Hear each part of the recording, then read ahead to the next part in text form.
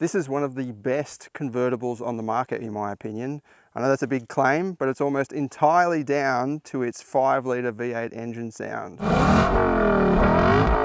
It's called the Lexus LC 500 Convertible, and it has been out for a little bit now, but I think it still looks quite modern and even a bit futuristic. Check out these tail lights. They've got this 3D layered effect. It looks really cool. I like the way there aren't too many fake vents around the body. In fact, just this one here, and it's a real vent. But other than that, it's a very clean and flowing body. And then around at the front, sharp LED headlights. There's a little graphic L sort of shape there. And then Lexus's pointed spindle grille layout at the front. Does look a little bit weird in my opinion, but that's just their design language, so at least you can tell that it's straight away a Lexus. And what I love most about this is that it has a 5-litre naturally aspirated V8. Semi-developed by Yamaha. Yamaha know how to make good engines. They make motorbikes and things.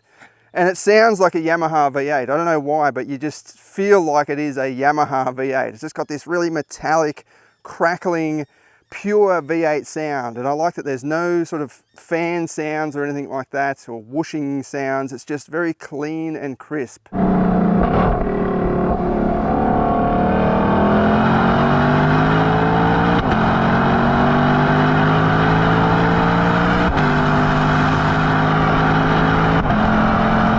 We'll go for a bit of a drive in a minute and then we'll get into the performance testing.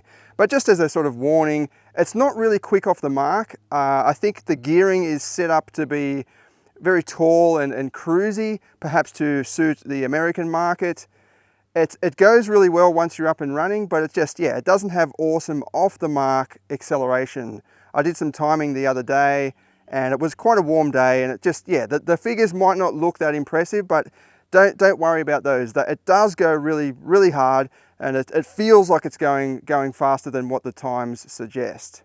And check out the quarter-mile time too. So that's got great top end, and it shows you that it does have potential. I think the diff ratio must be pretty tall. Even the gearing, actually, its first gear I think tops out at about 60 kilometers an hour, which is pretty high for for something that's got 10 gears. We've got a few different driving modes to choose from via this little stalk here. You twist it around. We've got Sport S and then Sport S Plus, and then you just hit it in the side and you've got normal, and you've also got a comfort mode and eco mode. So we'll stick with Sport Plus S for now.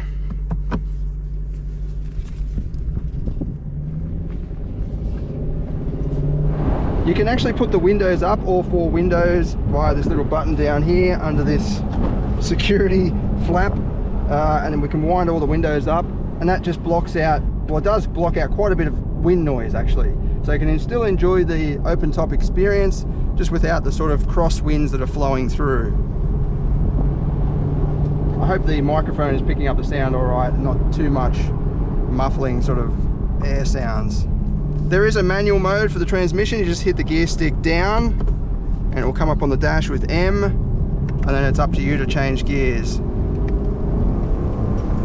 It does have rev matching on the downshifts. It sounds awesome as it does that. Yeah, what an incredible sound. It really is. It just livens up the drive completely. It doesn't liven it up, it is the drive experience completely. In terms of handling though, it's definitely a little bit soft, or on the softer side of sports car realms. It's not a fully rigid, very focused sports car. This is a convertible after all. It's not a track car, and this road is quite bumpy and coarse, so it is very comfortable. There's a little bit of body roll, and it's not giving me super precise steering as I turn in. But who cares when you've got that V8? Oops, I just went to downshift into first then.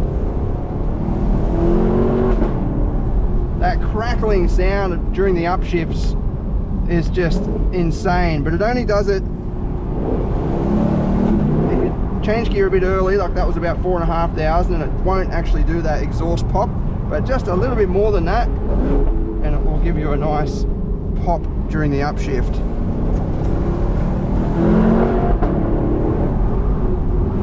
The stability control just kicking in there.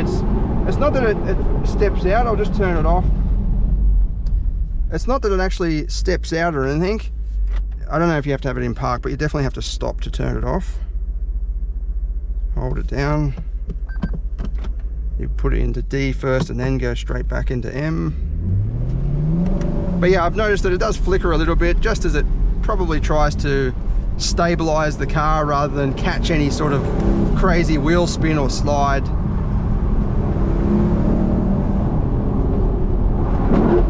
Just give it some down along this wall. Yeah, that's so cool.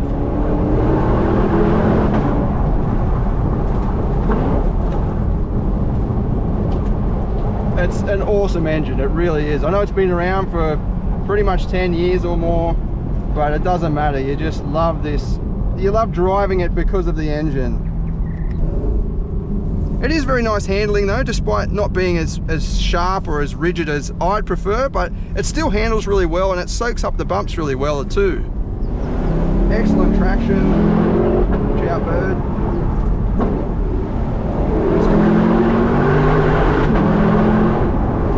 It's got 275s on the back and 245s on the front. They're Michelin Pilot Super Sport tyres, so very grippy tyres. You won't have to, or you don't have to worry about it, you know, stepping out in a surprise. Full throttle.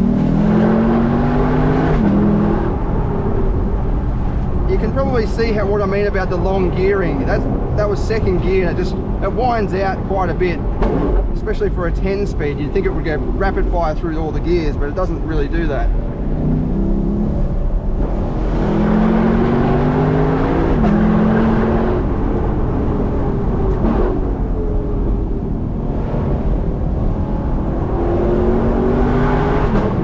It is relatively precise. I like the steering in terms of a sports car steering setup. It's very fluid and precise. It's just not as responsive as something that's a bit sharper, you know, something that's got more rigid suspension at the front.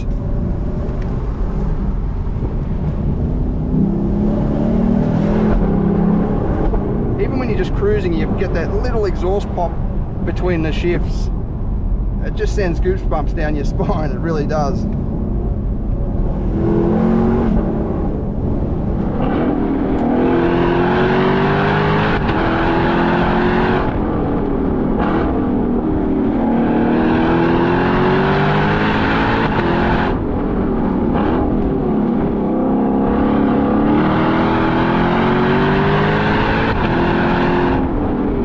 I guess this is a Lexus, a luxury vehicle first and foremost, but I really love this blend. It's got the excellent build quality and luxury inside, but an awesome V8 engine under the bonnet, so you can go for a nice drive and enjoy it, as well as experiencing, you know, the build quality and the excellent reliability of Lexus. It's perfect for the real world.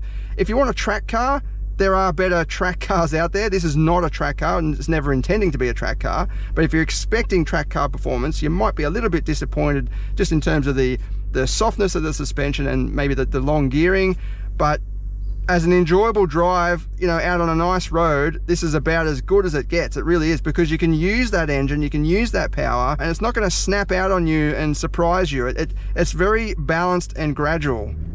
We'll go out and do the performance testing now on a private road, but I'll just give you a quick demonstration of the gearing. So that's first gear, traction off, and I'll just nail the throttle and we can see what sort of speed first gear gets to.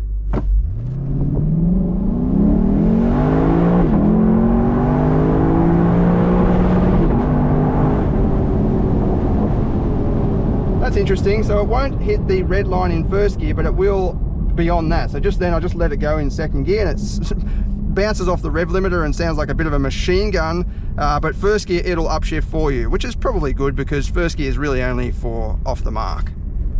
All right, let's go out and do the performance testing.